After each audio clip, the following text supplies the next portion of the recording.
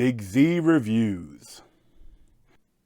Guillermo del Toro's Cabinet of Curiosities is an excellent new series of like almost full horror films, like kind of like hour-long horror films that came out on Netflix really recently, and I absolutely loved most of the films.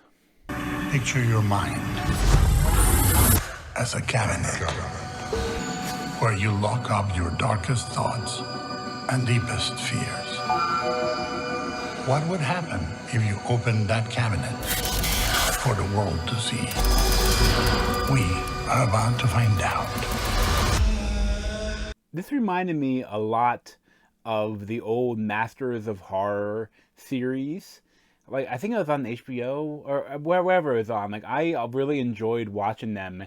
You know, you gave a bunch of horror directors like free reign to make like an hour-long film, and they put out some really great stuff.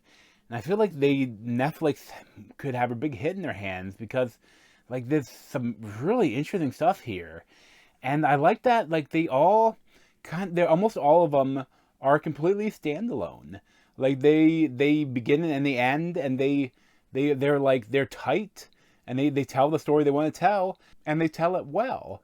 I think the only one that I would love to see more of was The Viewing, and that's just because like I could see that be the first part of a movie, like of a 2-hour movie or something like that. And I want to see more, but like all the other ones, they have beginning, middle, and end, and that's tough to do if you're a shorter movie. But I think it helps because a lot of them are based on short stories, and so that it helps that like they have a story to go on that's not too long. But like they're all really good, and even the ones I don't like, are interesting. And I really, if you're a horror fan, you have to watch all these episodes. But for me to talk about each one, I'm gonna go. I guess I'll go I'll go with my favorite first. Why not? Yeah, but at number one, my favorite episode is The Autopsy. And this was directed by David Pryor, who directed the excellent The Empty Man. And that's like his first film, and it was so interesting. There's some really great stuff like that. I have a review for it. But and it was written by David S. Goyer, and it's based on a short story by Michael Shea. All of these are also helped in the story way by Guillermo del Toro. He's always credited in the writing of them.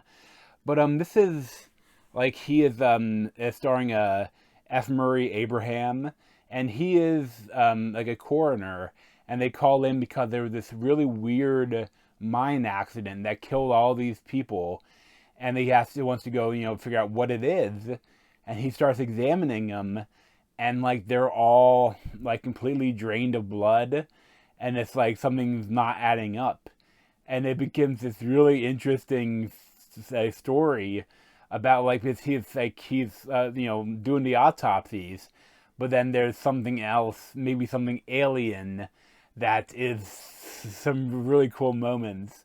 Yeah, that's definitely. I really look forward to seeing another full film from David Pryor. I think he has the potential to be a really amazing director. I think the Empty Man wasn't perfect, but if after that and The Autopsy, I think he's gonna be a really impressive filmmaker. And number two is The Viewing, and this was directed by Panos Cosmatos, who directed Mandy and Beyond the Black Rainbow, and this was written by him as well. And this stars a bunch of people, but essentially there was this billionaire brings all these famous minds together to look at this weird stone and see what they think. But I love that Panos Cosmatos, he has no one's quite like him nowadays, and the way he makes films is so hypnotic, it's so unearthly almost. No one else is doing films like him, and it takes you into some other world. The way the droning music and the way the film it's kind of grainy. It's different, and how he films. like the angles and like the wide angles and like and I love that all these people getting a high on like really expensive cocaine and weed and weird designer drugs, and then like how the horror aspect turns out, the body horror, like that is some really crazy stuff. Like I said, this is one I would love to see more, because I won't spoil it, but like the way it ends, like it has an ending, but like I want to see what happens after what we see in the movie, because I feel like it's really cool stuff. So number three was Dreams in the Witch House, which was directed by Catherine Hardwicke, who did the first Twilight and Lords of Dogtown. Like, this is the only one that like really I looked at like her credits, like what else she's done. I'm like, huh, interesting. But this is a short story written by H.P. Lovecraft, and is mainly starring Rupert Grint, and he is, you know, from Harry Potter, and he is like a twin that like his sister died when they were kids, and he spent the rest of his life like trying to figure out like to have the ways to see her. Like he's joined this like an occult group, and he's always trying to find, and like you see him every time he's trying to find, like it's always, you know, poser, is always fake. But then he thinks that, you know, there's something out there, but then he finally gets it, and he gets involved in this weird witch that's trying to come back to life, and it's some really crazy stuff, like the character design of this witch and this like rat with a human face, like that are like in this building that Rupert Grint goes in. He takes a drug to get into this other world, like the in between. Like it's not like people that died but aren't ready to move on, and like it's some really cool stuff. I guess I really like the filming of this. It's really interesting. I thoroughly enjoyed it. Like Rupert Grint is great too. Like it's awesome to see him in another acting role.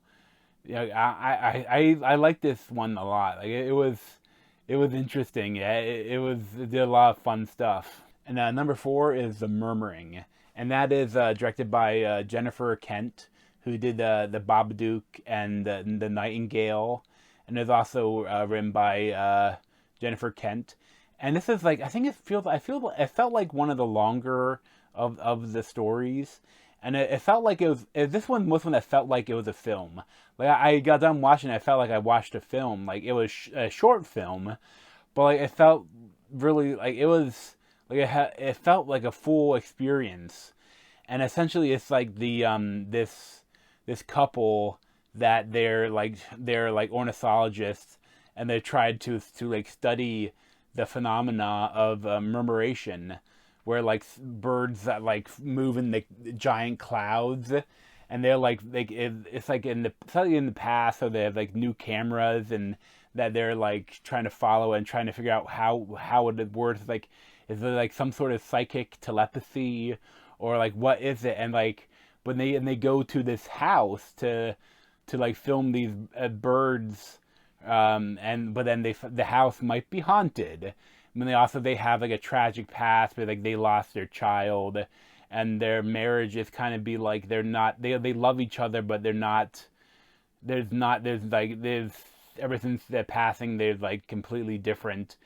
So like this is like one of the most heartfelt stories in all the ones on the Cabinet of Curiosities, and like it treads some, you know, well tread ground, you know, with the whole haunting and the haunted house, but it does it really well, and it's a beautiful film too. Like, you know, the murmuration, like how they do it looks really good, and the characters played by Essie Davis and Andrew Lincoln, they're like the acting in this is probably the best in the whole pack. They really feel really well developed. Like I felt like you knew them by the end, and it's really heartfelt too. Like it's very well done.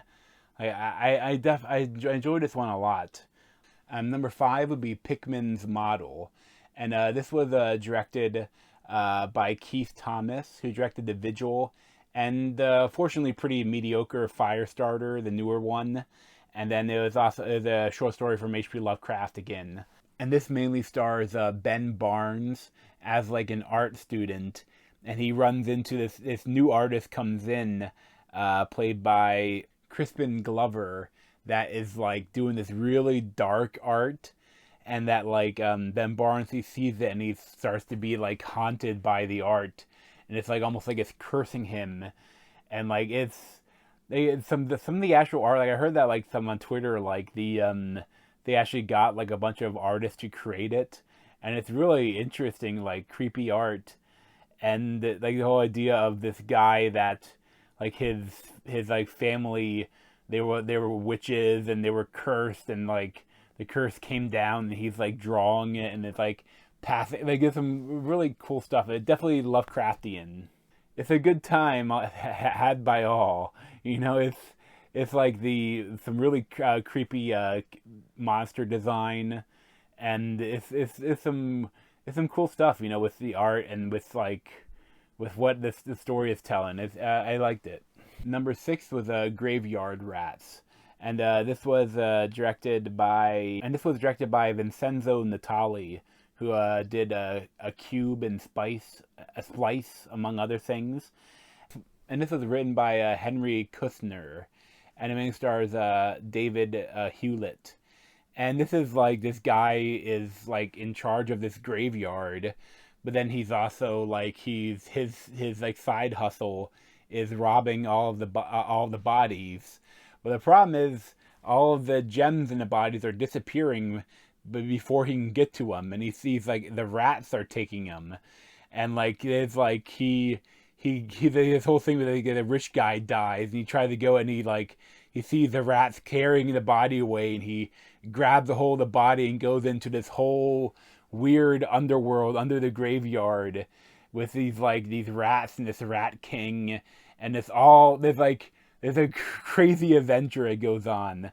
Like, I didn't love this one at first. Like, it took a little bit of time to get going, but the second he gets into the underworld, it's just like balls to the wall. It's a guy crazy, and it is a lot of fun. Like the guy, that the main actor, he is put through a lot of shit, and he does really good in this. It's a lot of fun. I enjoy this one. Number seven is Lot 36, and this was directed by Guillermo Navarro, and he actually hasn't directed anything else. It seemed like that he's a cinematographer for Guillermo del Toro on all of his films, and it seems like this is like his first directorial debut, kinda. And I still like, this is like almost my least favorite of the series, but I still will give it like an 8 out of 10. Like, I still really enjoyed it. That's why I liked all of them so much. But this one, I think the biggest problem with that is like the main character is so unlikable, and that's Tim Blake Nelson. Like, he is like those storage unit shows. Like, he is that, but like an even creepier version of it. But like, and he gets this one storage unit that was owned by this like a cult member, and that like maybe might be a Nazi, but like he examines it and finds a lot of weird stuff and takes it to the woman, and he brings in this other person that knows the occult, and they're like, oh, you got some interesting books here. Like, you have the 4 books, they're worth a lot, but if you have the 5th one, it's worth millions. So they like, there's some crazy stuff. Like, the design for like the monster here is really cool, and like it's like a lot of the other stories, a bit of a morality tale, because like like how big like, but it's some good stuff. Like I said, I still really enjoyed it. It's tough because he's so unlikable, and I wish this is one too. I would like to see more like of what happened afterwards, kinda. But like the ending is slightly abrupt, but it has a cool ending though. It's interesting, and it definitely like the morality tale that like if he had been a good person, things would have been different maybe. But it's good. And then number 8 is The Outside, and this was directed by Anna Lily Amirpour. This is she directed A Girl Walks Home Alone at Night and The Bad Batch. and this was written by Emily Carroll. And I think this is the only one that I didn't like in the whole series.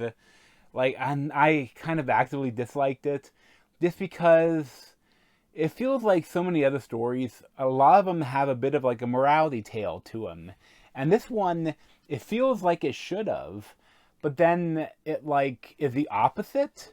Like the morality tale is the opposite. Like it's kind of a spoiler, but like the main character, played by Kate Micucci, like she doesn't really get her comeuppance.